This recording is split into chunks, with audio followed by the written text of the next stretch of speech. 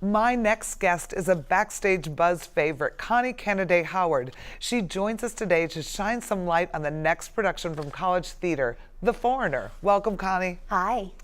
So I love this play. I love this play so much. Too. Are you directing? I am. Awesome. Yeah. Are you excited? I am. It's a group that has some experience with us. And then we have several people who are doing their first show with us.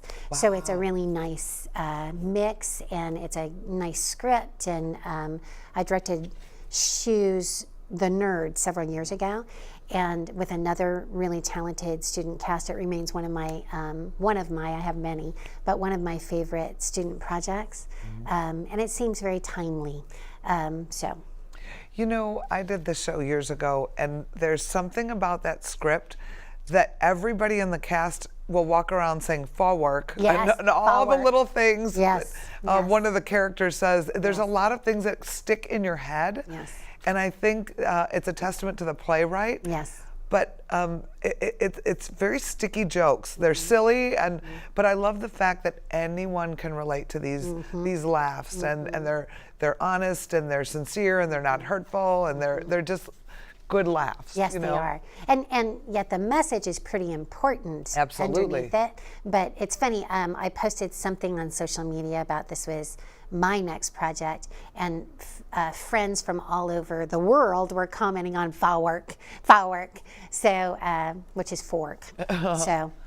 And what we're talking about, if you don't know, is one of the characters tries to teach English. Correct. And he's from the South, and he has a big drawl, and he tries to teach English to a character, and the way he teaches them is very fun. Yes. Very funny. Fork has 2 syllables, foul work.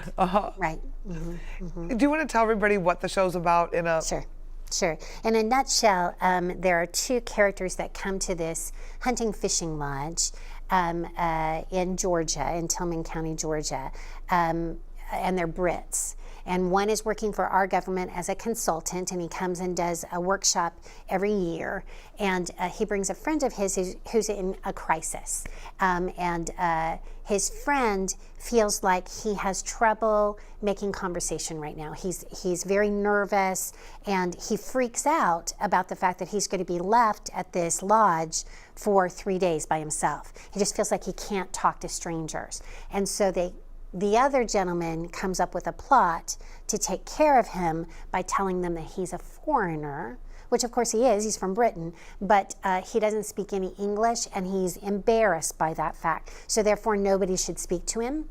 And the result, of course, is that everybody tells him their deepest secrets because they think he doesn't understand, except that he does. And he learns that they are really wonderful people, and he's very affectionate and protective of them. And then he realizes there are some other people who are taking advantage. So he has to step up and be a hero, and he is. So. And I love how he becomes the hero by making the youngest boy in the home that lives there the hero. Yes. He empowers everybody around him to feel special. Yes. And he makes the little boy think that he taught him English. Yes. Miraculously, really quickly. In 2 days. Yes. In 2 days, the little boy teaches him English. And teaches him how to read. I guess he teaches him English in a day and teaches him how to read in 2. So, and the Ellard is the boy, and Ellard goes, "How long did it take me? Like 3 years." So. It's a fun show with great laughs, a strong message as well. It's a timely show.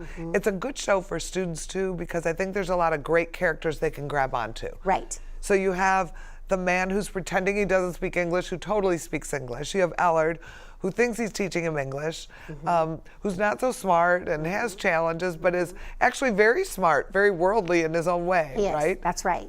Insightful, yeah. Yeah, and then you have the nasty neighbor. Yes. What's his name, the nasty Owen. Owen, yeah. Owen, and Owen he's a Musser. bully, and he's nasty and offensive, and so you've got the bad guy, and you have the older lady who owns the lodge, who's sweet, but she thinks screaming at him is a better way for him to understand English. And it's like, oh my gosh, stop yelling at him, Betty. Right? Right, that's her name. Yeah. So it's so. Were you ever in this show by chance? Nope. Mm-mm. It's such a great show. Yeah. It's so great. So when does your show open? Preview is February 28th. So are you in rehearsals now? Yes. How is it going? Good. We've just started blocking, actually, and it's going really well. As blocking's movement. Sure. And while we're doing that blocking, we're developing character, and lots of people. Of course, I didn't know this when I cast the show, but lots of people are playing a kind of role they've never played before. Oh. So it's stretching people in ways they haven't stretched, and which is great educationally. It's great for their resume, you know, it's great for their acting range. So it's fun. It's fun. We laughed a lot last night. Last night was our first blocking rehearsal, and we laughed a lot. So. Oh, that's awesome. It's fun when you get to work on a fun project for a change. Right. So how many are in the show? I cast 13. I often do, when I direct something, I often do something that is my take on the show. And it always has, shows are definitely ensemble pieces. And in this particular show, you empathize with most of the characters very quickly. Right. And then the other characters you have really strong reactions to as well. But it always sort of bothered me that I didn't see the rest of the community.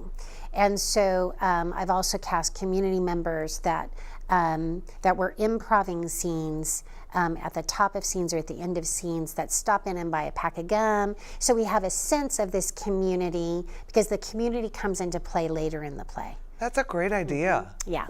Awesome. It's and fun. it's nice because more students get a chance to be in the show. Right. Are any of those students understudying roles, or? No. Okay, so they're just Yep. like townspeople and community members. Correct. What a great idea. And then we have another faction. I won't say who it is because that's a part secret, of the plot right. point. But there's another faction that comes in a scene, and it's a pretty climactic scene. So they're playing two roles. They're playing those people and the townspeople. So so it's a nice workout, which brings our cast to 13.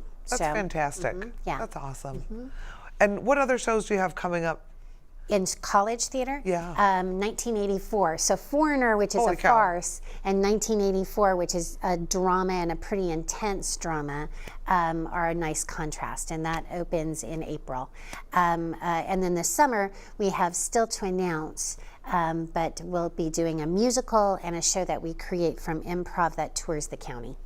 Well, we'll have to have you back to talk about the next half of the season. Yeah, it'll be fun. Wonderful. Thanks for coming on the show. Sure.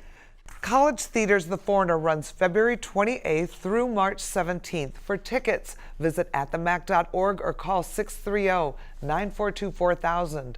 That's all the time we have for today. Thank you for watching. We look forward to seeing you at the theater and next time on Backstage Buzz.